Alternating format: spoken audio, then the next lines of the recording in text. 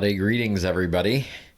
I'm back, and today I'm with Matthew Hardy, who is, what are you anyway? Let's see, you're an actor, a writer, a singer, a composer, a playwright, a dancer. What did I leave out?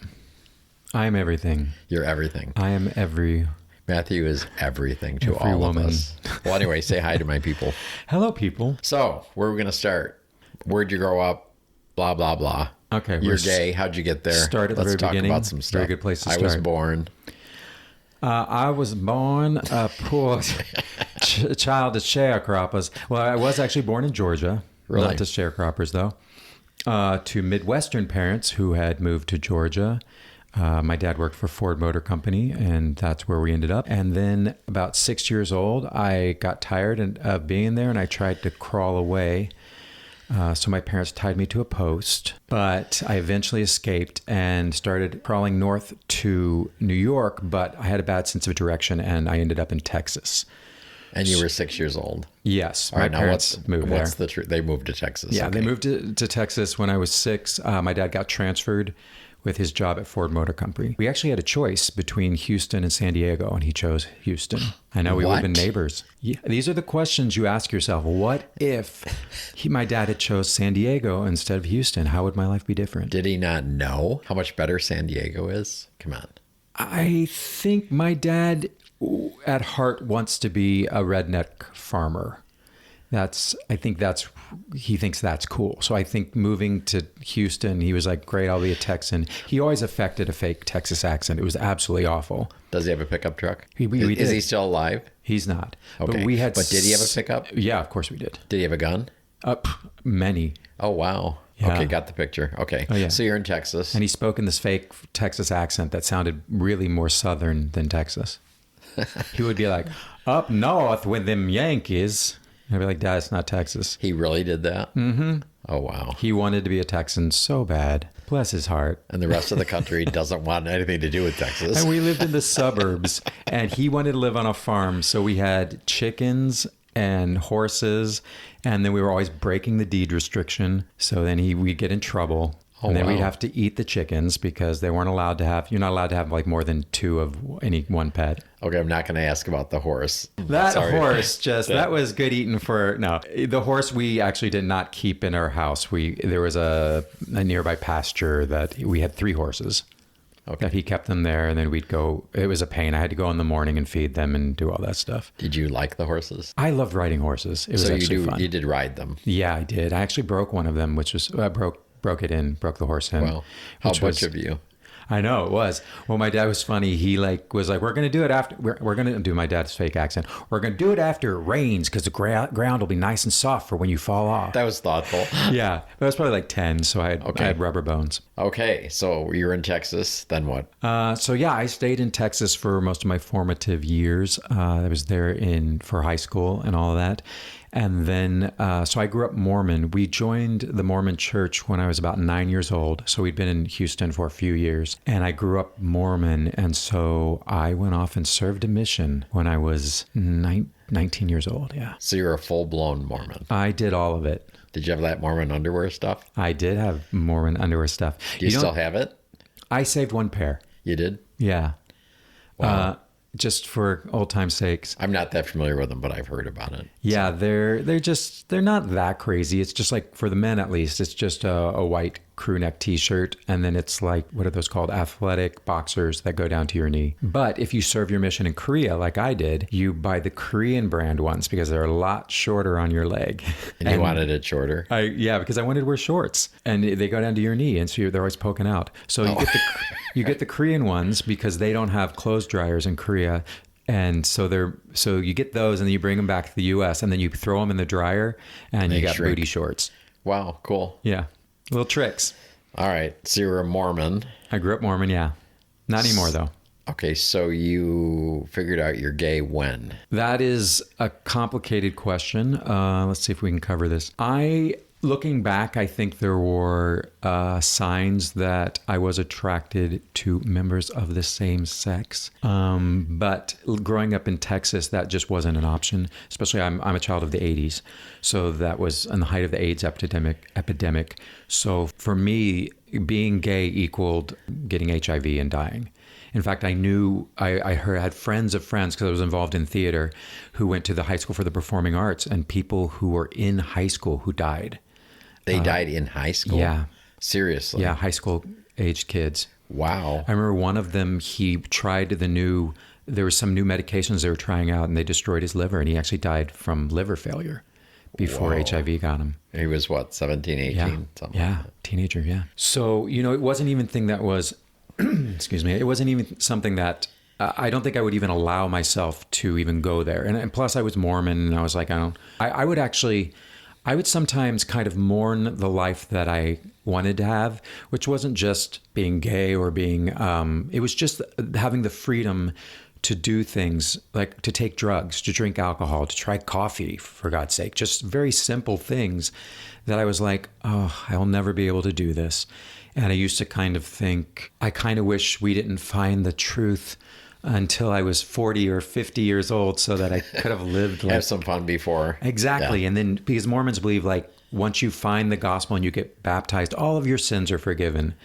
And so I was like, well, Oh, so you'd be covered. yeah, exactly. And so it's not fair that my parents both got to live their lives. So you got forgiven before you sinned. That's Yeah, not fair. so like, yeah, if you join hey, for all of those out there who want to join the Mormon church, do it like in your deathbed, and you'll have all your bases covered. Join like all the churches and get baptized. You'll go and you'll be like a baby. Right. Pure and innocent, and you'll go straight to heaven. The plot thickens a bit. So you're yes. Mormon. You're Yeah. thinking maybe you're gay, but did you know you were gay, or are you gay? I don't know. Well, I consider myself, if someone says I'm gay, I'm like, sure, because I do plenty of gay things. But I just kind of think of myself as queer, but sexually fluid. Yeah. So I'm just attracted to beautiful people, beautiful on the inside, on the outside. And sometimes that can have a sexual component, and sometimes not. I'm just open. I'm really just like being open to possibilities. And that's something, after having lived a life of rules, because I feel like the Mormon religion is really one of the most strict religions, unless you're getting into like Orthodox Jews or something. There's so many rules. There's so much church. There's so many hours you spend doing things that are required of you to be a good Mormon and feel like a good Mormon. I think what happened, so my story is I was involved in theater, and I eventually moved to New York. This was when I was 30 years old. And I had a roommate for a while, and I was going to church in New York City. And I finally, about 35 years old, I was able to get my own apartment just by myself. And I think this gave me some opportunities to say, hey, I don't have to be putting on a show for anyone. And around the same time, Prop 8 in California was going on, the proposition that would make it add to the state constitution that marriage was only between a man and a woman. I may be getting that wrong, but it was something in that kind of idea. And people in the church, like bishops and higher up people in the church, were speaking out about supporting Prop 8. And in my entire life of being in the church, it was understood that you did not talk about political things at church. If you gave a speech at church, or you bore your testimony, which is something you do once a month, they allow members to stand up and just kind of talk about their beliefs. It was always said, don't talk about political things, don't talk about secular things, keep it all about the gospel. And so when the church was actively supporting this legislation that would deny LGBT people the opportunity to have the same blessings that Mormons have of having a family and being married, it made me really angry. And it was kind of the deal breaker for me. And it was the straw that broke the camel's back for me. And I was like, you know what? I've been sitting on the fence for much too long, because I was in my 30s. I wasn't married to a woman. I didn't like dating Mormon women. I found them boring. I was actually dating mostly non-Mormon women, but not having sex with them, because I was like, no, I'm Mormon. And I just decided that I was going to be a perfect Mormon for 1 month and see how that felt. And then I was going to be the worst Mormon for 1 month and see how that felt. And then I was going to compare the two and decide if I wanted to stay in this church. So good boy, bad boy. I did. Because let me tell you, I did a month of being a perfect Mormon, and to be a perfect Mormon is exhausting. They require so much. I mean, we have 3 hours of church on Sunday. And then we have meetings and activities on Wednesday. And on Monday, you go and you visit other members and you teach them a lesson. And then another different members come to your house and teach you a lesson. And it's hours and hours of work, and you volunteer to feed the missionaries, and you volunteer to clean the church, and you go to the temple, and you do baptisms for the dead, and all the different kinds of Mormon-y things that you do in the temple. And I did it for a month, and I was perfect. And at the end of the month, I felt good because I felt like I'd accomplished something, but I also was very aware that it was not sustainable. I was like, there's no way I can. There's a part-time job. There's no way I can do this continuously. So then I went and talked to my bishop, which for those of you who are not Mormon is basically the head of your congregation, like a preacher, except they're not paid. They're chosen and they do the work for free. And I said to the bishop in New York, I said, hey, I told him at the beginning what I was doing. And I said, hey, I've been perfect for a month. And I said, now I'm not going to be perfect. Just want to let you know.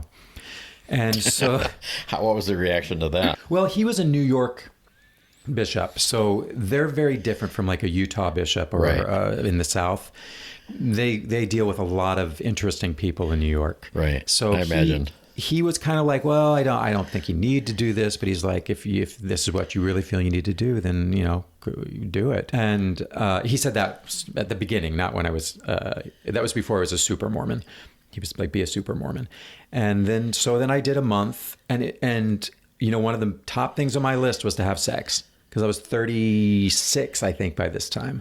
And you never had sex? I'd never had sex with anybody. I'd had girlfriends who were like, oh, I want to have sex. And I was like, no, because I'm the good boy.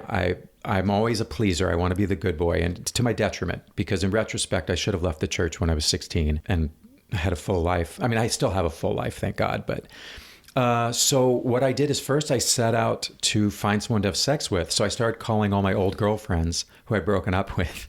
And I was like, hey, you remember me? You remember how you wanted to have sex?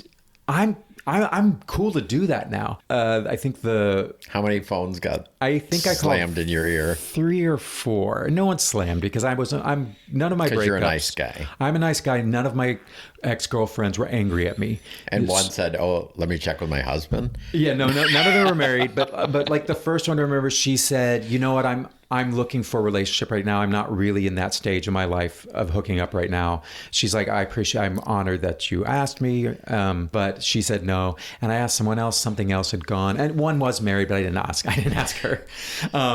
And then I finally got to this one girlfriend, and she said, let me think about it. And then she got back to me the next day, and she goes, you know what? I talked to my friends, and they said, girl, you need to rock that Mormon boy's world.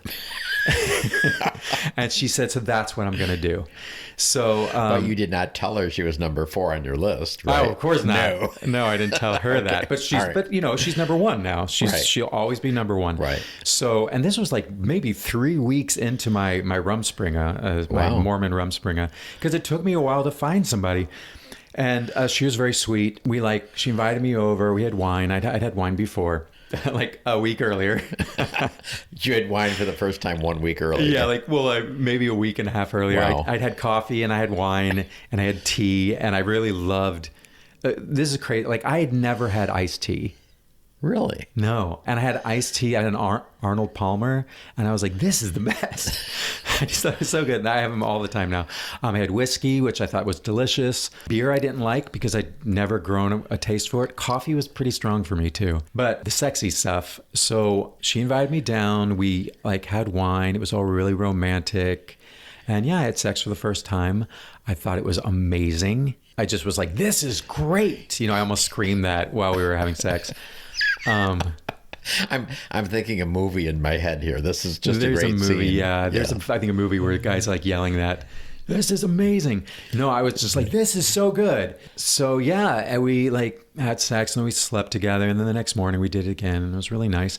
And then she basically became my girlfriend for like 9 months. Like having sex regularly? Not super regularly, but like once a week kind of thing. I mean, I guess that's regular for some people. Yeah. And then, so she was my girlfriend for 9 months, but after a few months, I was so I kind of at the end of my month First of all, I felt like it took me 3 weeks to even find someone to have sex with. I was like, I need another month. You need extension. I need an extension before I decide, before I make my decision. Okay. So after we've been dating for a few months, I was honest with her and I said, you're the only person I've had sex with. I'm in my 30s. I don't, and one of the things, I remember the movie 40-Year-Old Virgin had just come out. Right. And I was like, I do not want to be the 40-year-old virgin. I was like, I don't want that. I don't want that. I don't see that for me. I told her that I just felt like, she'd had lots of experiences and she was great, but I felt I needed to have more experiences. And she didn't want to break up. So we kind of did a don't ask, don't tell agreement where she's like, the thing was, she said, go ahead and do what you need to do, but just always be honest with me. Okay. And I was like, okay. But she didn't want to know. So she never asked. So it was basically a don't ask, don't tell, because she would never ask me about, because I don't think she wanted to know about it. So it got to the point where I was like really interested in having sex with a guy. And so I went on Manhunt. Remember that? Yep. And there's a guy that I found very attractive. I grew up in the 80s. So this blonde-haired, tan, no hair image of was really popular in the 80s. For some reason, that was really attractive to me. And so there's this guy visiting from LA who's staying in a hotel nearby. Sounds like a surfer boy type. He was a total surfer boy. Okay. He was like involved in Hollywood and all that shit. But anyhow, I messaged him and he invited me over to his hotel. And I didn't tell him that I'd never done it before. I had sex with him, felt so amazing. And when I told him afterwards, I said, you're the first guy I've had sex with. He was like, no. And I was like, yeah. He's like, I don't believe you. And I was like, yeah. He's like, he just refused to believe me. And I was like, so I took it as a compliment. Yeah. Did you study before you went though? Did I study? I got the Joy of Gay Sex. Read every chapter. No, I just went with the flow. I mean, I have top energy and that was and I knew he was a bottom. So right. It just made sense. And honestly, it was fish to water. It really was. There was no awkwardness at all to it. It just felt really natural. And actually, and sex with a woman was very natural as well. That wasn't awkward as either. But this actually felt more intense, I think, than my other experience. Yeah. So you're weighing here. So ladies, guys were winning. I wasn't at that weighing point. at this point. I was just like, I was one You for were going one. with the flow. Yeah. I was 1 for 1. So I was just like. But you didn't say this resonates more with me, being with a guy? Let's say this. The anatomy is different and the sensation is different. No, I can't say that one was better than the other. There are aspects of it. The thing that I really like about women is how soft they are. Their skin is just really nice to touch. What I like about men is I like that it's really a different approach. A woman is a delicate flower to be caressed, and a man, I felt like I could just throw him around and have a wrestling match. I could be really Right. rough. So I think it was just that different aspects of my personality were responding to the different energies of the people. So what was the next step then? The next step? Well, Yes. To what? Well, first of all, you left us hanging on the story. So did you go back to the bishop and say, Oh, yeah. Okay. So if we're going to go back to that, yeah. So after I did weigh both, I looked and I said, being a perfect Mormon I felt good about myself, but more because I'd accomplished something and I just knew it was not sustainable. Right. And I was like, I don't want to sit on the fence any longer. I want to live. Once I'd opened the floodgates, I was like, I want to experience everything there is to experience. The freedom to me was better than anything that I felt religious. Just that freedom was so enticing that to me, that was my religion. My religion is freedom. Don't hurt anyone, but live your life. That's the church I want to belong to, the church of living, having all the experiences, because you're not guaranteed tomorrow. Right. So I was angry at myself. So what I did is I wrote, it's actually very easy for any of the Mormons out there. It's very easy to leave the Mormon church. You just write a letter saying, I'm leaving the church. You can Google this. I Googled it. There's a form letter that basically you sign and you give it to your bishop and you walk away. And they'll say, oh, do you want to come in to talk? And For counseling or whatever. Yeah. Or not even counseling, or even like, I heard people that have had like disciplinary councils and bullshit like this. And I was like, I'm done. No, I don't need to talk to anyone. Here's my letter. Take my records off of the church. I am not Mormon any longer. And I understand that there's scary ramifications in the afterlife for doing this. I was like, I don't care. I have to live a full life. Yeah. So that was easy. I walked away. I never, the great thing is I know a lot of people are like Catholic. They'll have sex with a woman or a man or someone and feel guilt. I never felt an ounce of guilt because I'd done the month of being perfect. And then I just said, no guilt. I'm just doing, and the freedom felt so wonderful. And, even to this day, my mom and my parents, they were heartbroken when I told them I left the church and they want me to come back. And when I think of going back to the church, it feels like I'm going to lock myself in a cage again. I have no desire. There's very little I miss of being Mormon. Very little. So, yeah. So then, is there something good about it that you do miss? I know. I knew you were going to ask that because I was just racking my brain trying to think of what is good about being Mormon. The community, the good thing about being Mormon, and I think, but this is true in the LGBT community to some degree. Right. The great thing about being Mormon is if you need anything, there will be someone there to help you. They're set up to serve. The Mormon church is very much about serving other people, which is why it was so exhausting. But so if you don't have a job and you need food, someone from the ward, which is like a congregation, will bring you food. They'll bring you 3 meals a day. They'll find you a job. They'll set you up. It's a great security blanket to be a member of the church. And I think people may sometimes not leave because you're giving up a really great safety community. net. You're giving up a safety net, basically. You're giving up your safety net because they really look after each other. But I think the LGBT community does that to some degree, not to the amount. But I mean, cool thing about being queer is you meet other LGBT plus people, and there's an instant acceptance. And there's an instant understanding. And that I think is similar to being Mormon. When you meet other Mormons, you kind of go, okay, we speak the same language. We have this a shared experience. And I think that's true with gay people and any people in the LGBT plus community. And it's great because you can travel the world and kind of just meet people and be on the same page. I mean, what I love about meeting other gay men is just that very accepting and just kind of on the same page. Yeah, it's great. I met people all over the world, and you can go on these apps that are meant for hookups, but you can meet someone and say, let's just go have a coffee. Let's just go walk around the park, and you can meet people you've never met before and have new friends. Right. All right. So you're 36. You've had your good month and my extended month. Yeah. So at what point from there did you say I am gay, and did you share any of that with your family? What happened? Okay, so the coming out was it wasn't like I threw a door open and came out. It was just gradual. It was kind of the people who knew me as being straight still considered me straight, and then the people who knew me as gay, and then there was just the in-between people who just didn't really know and probably didn't care, half of them. Probably didn't care, or just assumed one way or the other. And I never had a problem with someone assuming I was gay or assuming I was straight or bi or anything. I identify as all the above. I mean, I feel funny saying bisexual because it feels so divided and like half of you has to be one thing, half the other. I think of myself as queer, but some days I'm very gay, Some days I'm like, I'm the gayest gay there is. And I'm fine with that. So coming out to family and friends was little by little. Of course, people I met in the LGBT community just assumed I was gay, and that was fine. I was working a lot in theater. People assumed I was gay. And they are all gay there, right?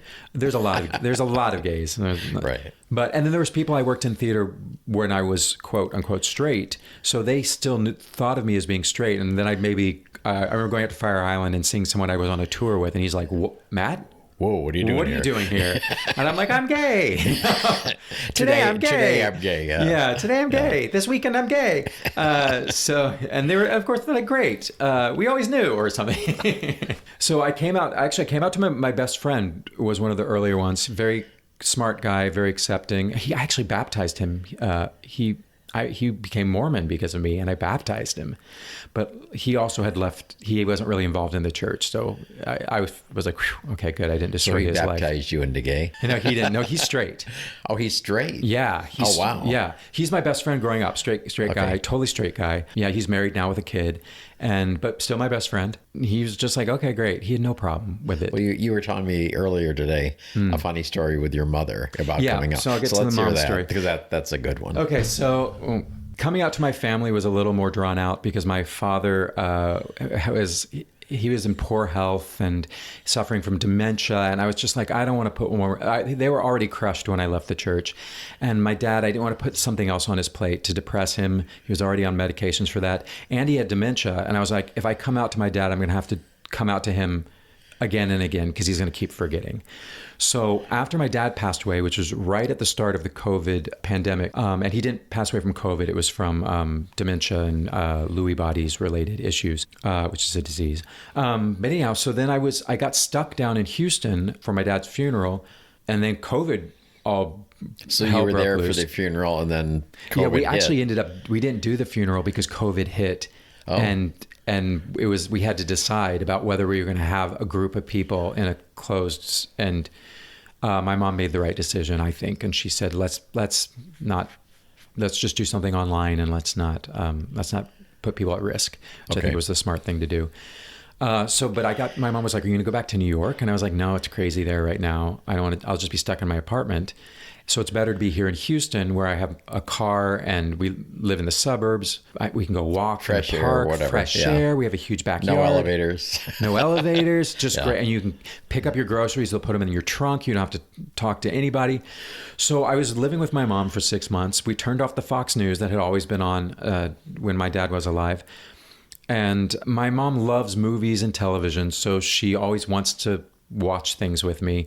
So she was like, let's watch some TV. And I was like, great, what do you want to watch? And she said, I've heard great things about Schitt's Creek.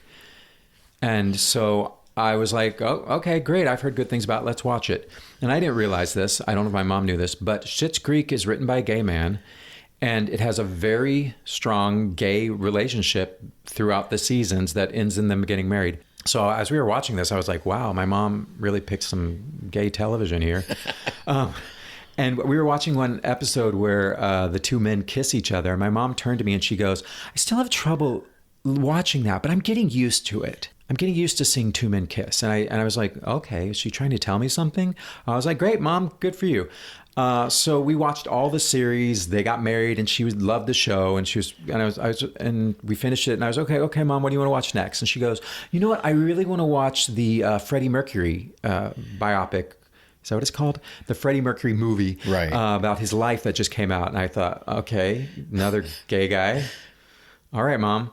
So we watched that movie, and she was, again, just very like understanding and kind of talking to me about it and going, this is really interesting. And I'm like, oh, okay. So by this point, I think, okay, my mom's telling me something, right? Right. That she's a lesbian. That she's a lesbian. No, she's telling me that, like, oh, she's okay with people being gay. And, Right. And so she must kind of know. And my mom's a psychologist, I should say. Okay. All right. So she should know. Right. She should be able to read people, right? Right. So then I said, we finished that movie, and I go, okay, Mom, what do you want to watch next? And she says, why don't we watch the Elton John movie, Rocket Man? And I'm just thinking, God, woman, everything's so gay with you right now. So we're watching Rocket Man, and there's a scene where Elton John comes out to his mother, and the mother turns to Elton John and says, yes, I know you're gay. And my mom turned to me and said, the mother always knows. And I was like, oh, okay, I don't have to come out. My mom just told me that she knows that I'm gay. Right. And I was like, yeah, Mom, the mother does always know. Great, she knows. And I thought, okay, great, that was easy. Then like a few weeks later, my sister's husband who's a friend on Facebook, saw a post where I posted like maybe a shirtless photo or something. And a guy who was clearly gay said something about how sexy I looked or how handsome I looked. And so my sister's husband said to my sister, see, your brother's gay. I knew it. And my sister's like, no, I don't think so. My sister's not a real deep thinker, so this isn't something that would really have come across her radar. So she said to my mom, my husband thinks that Matt's gay again. He's going on about Matt being gay again because of this post on Facebook. And so my mom looked at the Facebook and she's like, no, he's just a guy who thinks that Matt is good looking. And so my mom came to me and told me all this. And she's like, your sister's husband thinks that you're gay. And she's like, that's not true. What? And I was so confused. And so I said to my mom, I said, I am gayer than my sister's husband will ever dream of being. And my Was mom, he dreaming of being gay? No, I don't think he was. But I just want to make the point that he would ever dream of thinking. Yeah, even. like he's super straight, Right. And that's why I was like, I'm gayer than he will ever be, because I did, and that's just the way I phrased it, and she got it, and she was like, oh, and she was like, well, what about your girlfriends? And I was like, well, that was, of course, I was expected to date girls, and I enjoyed that, and that was nice, and that was great, and everything, and I didn't want to tell my mom I was bisexual because I wanted it to be like, I didn't want to give her wiggle room. Right. I wanted to be like, I'm gay. Get used to it. She kind of just went, okay. And, we're a waspy family. Wait, did you say to her, what about the movies? Oh, yeah, I did. I did tell my mom, I was like, I thought you were trying to send me a message. And she was like, oh, I just enjoyed the movies. And I was like, I don't know. It's wild Mom. that she picked all the gay ones, though. Jeez. And the funny thing about my mom being a psychologist, you think she'd pick up on this. Right. A lot of my friends were like, when I was in New York, everyone goes to therapy. And so I was once, my friend was trying therapy and talking about how great it was. And so I was talking to my mom and I said, Mom, have you ever had therapy? And she said, no, I've never done it. I've never felt a need. And I said, I think I'd like to go see a therapist. And my mom said, why? You have me. And I said, well, what if I want to talk about you, Mom? Anyhow, so that's my mom. How'd she take that? She's chip. I mean, she's a happy Midwestern woman. So she, but she's, our family isn't we don't talk about a lot of things. So when it comes to my sex life, straight or gay, even sex with women, she doesn't want to talk about it. And sounds like she needs therapy. Yeah, right. She doesn't want to talk about it. And yet Right. she'll give me way too much information about her and my dad that I do not need to know. Yikes.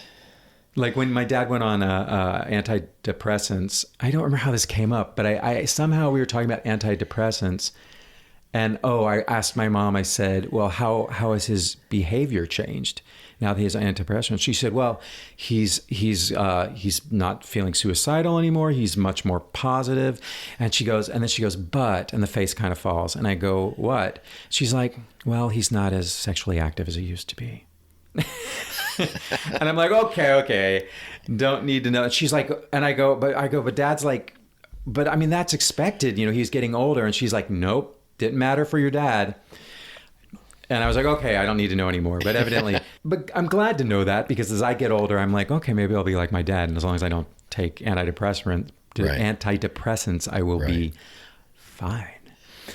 So, yeah. So by that point, basically now out to everyone, including my ex-girlfriend, who we were on a date and Grindr popped up. So that took care of it. That's the one that you had sex for the first time? Yeah, that one? I dated for 9 months. So you didn't tell her you were gay? When you said you wanted to experiment, you didn't say I with didn't whom? specify. Okay. She just said, be careful. Okay. I didn't specify. And I guess I don't know. I was afraid of like hurting her. I don't know. So I just didn't really say anything, but I think she's figured it out. And I also, when I was having sex with other people, I had sex with other women as well. Oh, did you? Yeah, not a lot, but just a few. You're just like a little ping pong going back and forth. Well, ping pong ball. 37 years. Some pen up. Yeah, I had a lot of living to do. Wow. I had lost time to make up for. Well, that's a cool story. So let's switch channels. All so right. what about your work? What have you been doing? So you're in New York. Yeah. So you're in the arts. I came to New York to be the next Broadway star. As an actor. As an actor. I was going to be How's huge. that going? Well, it wasn't as easy as I thought it would be. Actually, one of the first jobs, I think the first job I booked was, I did Closer Than Ever at it's a musical review at a small regional theater like in Long Island or something. But 2 months it's off Broadway. Yeah, it's not even not even close. I don't think any Broadway's in there. It was like on Long Island. That was my first job, which I booked right away. And in retrospect, after that job, I think I went 2 weeks without a job and I was like, I'll never work again, which is ridiculous now to think back on. But about 2 months into my stay, this was 2002, February is when I moved. And I think it was March or April, I booked the national tour of Fosse, which was a Broadway show that had closed on Broadway and then they were taking it out on tour. And the crazy thing is that's kind of my best performing credit to date. And it was I know. And I thought, At the time, I thought, wow, I'm amazing. I had booked this Broadway tour. I am going straight to Broadway after this. And that just didn't happen. How long were you doing that? I did that tour. Traveling? I did the tour for 6 months. Okay. I left because it felt like a dead end to me. I was just tired. It was a lot of work because it's an all dancing show. And also I didn't want to, even though that is a show where the dancers are the principals, I wanted to act. I wanted to sing. I was singing in the show as well, but I wanted to do like more. So it wasn't more acting and like drama type acting. No, it's like a review of all of Bob Fosse's greatest numbers. Okay. So yeah, like my feature was Razzle Dazzle from Chicago and like Steam Heat and things like that. So then what? So then it's just, my years. So I've been in New York now since 2002. So wow, 20 years, just over 20 years. And, I was working as an actor. I'd book a lot of regional gigs, just couldn't get that Broadway show. I did a lot of readings of new musicals. And I just was always just thought I'd do these readings and I go, this writing is terrible. I could write a better show. So I decided to write a one-man show. And I was basically writing parody lyrics for songs. And I worked with this music director who was also a composer, and he said to me, he's like, you're really good at writing lyrics. He was like, you should don't write parody lyrics because you're never going to own these songs. He's like, you should write your own stuff. Your own stuff, right? And so then he steered me towards the BMI Musical Theater Workshop, which is the training program in New York for musical theater writers. That and like the NYU Tisch program. Many people who do both. So I applied for that. I got in and I started writing. And slowly over time, my artistic inclinations have moved from acting more to writing. And so that first show I was writing was loosely based about myself, but it was flipped on its head. So instead of about a young man from Houston, from the South, coming to New York to become a great actor, it was about a young man from Preston, Idaho, coming to New York who wanted to be a great maitre d'. Because I thought the opposite of being a actor was to be a waiter.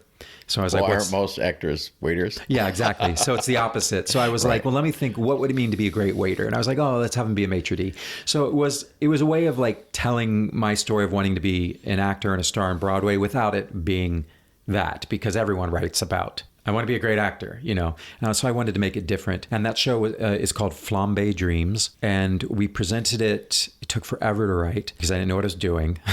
And we finally premiered it at the New York Musical Theater Festival in 2012. And it won a bunch of awards and got us some attention. And it led to me writing, a woman hired me to write a musical with the music director I had for my cabaret show was the composer I began working with. And we wrote a children's show called Ever Happily After that was for kids to perform. And then a children's theater in New York saw that production because we did that the following year at the New York, NYMF. NYMF is the New York Musical Theater Festival. I don't think I said that.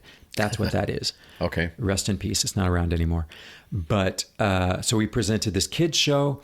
The following year, this guy who owns Vital Theater Company in New York saw the piece and commissioned me to write a Christmas show based on the Fancy Nancy books.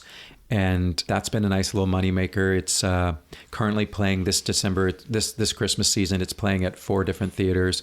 One very near here in Anaheim at the Chance Theater is playing. Cool. It's also playing in New York right now. So that's a nice... Have you gone to see any of those? I saw them when they initially went up, because I had to be there for the production.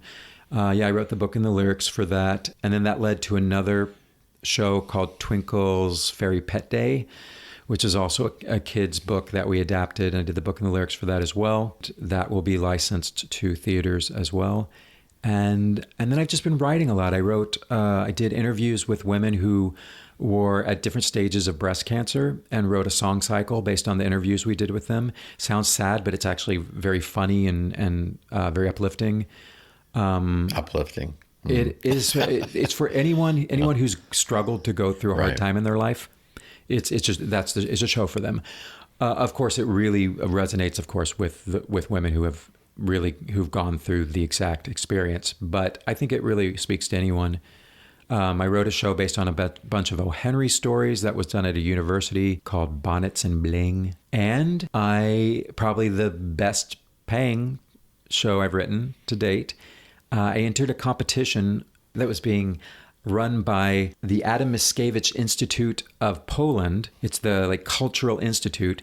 They, after the success of Hamilton in the United States, they looked at that and they thought, hey, we want that. We want one of those. And this will be a great way to teach people about Poland. So it was this Ministry of Culture funded this competition to write a musical based on a man named Ignacy Jan Paderewski, who is a famous composer, pianist, and was the first prime minister of the reunified Poland after World War I. And so I entered this competition, and there was a bunch of different stages. I went through all of them, and I ended up winning the competition. This was the first time that I wrote book music and lyrics, stole heavily from Paderewski as well as Chopin. And the musical, I was commissioned to write it, so got paid well, because in Europe they actually pay writers. And the show had its premiere right at the beginning of COVID. Oh, good timing. Yeah. So it premiered in September of 2020, right? That was in the middle of COVID. It was the middle of COVID here, but in Europe it was a little slower. Oh, was it? In Okay. Poland it was slower. So the show ran for I think 2 weeks, and then they had to close because of COVID. But in order to keep the actors funded, to keep the actors working and paid, they got funding from the government to record it for Polish television. So I got paid again, and they recorded this. It's a 3-hour show, basically. So they did it in 3 parts, like 50, 55 minutes each. And they ran it over the Christmas holiday in 2020, and then they re-aired it in 2021. And they're probably re-airing it right now.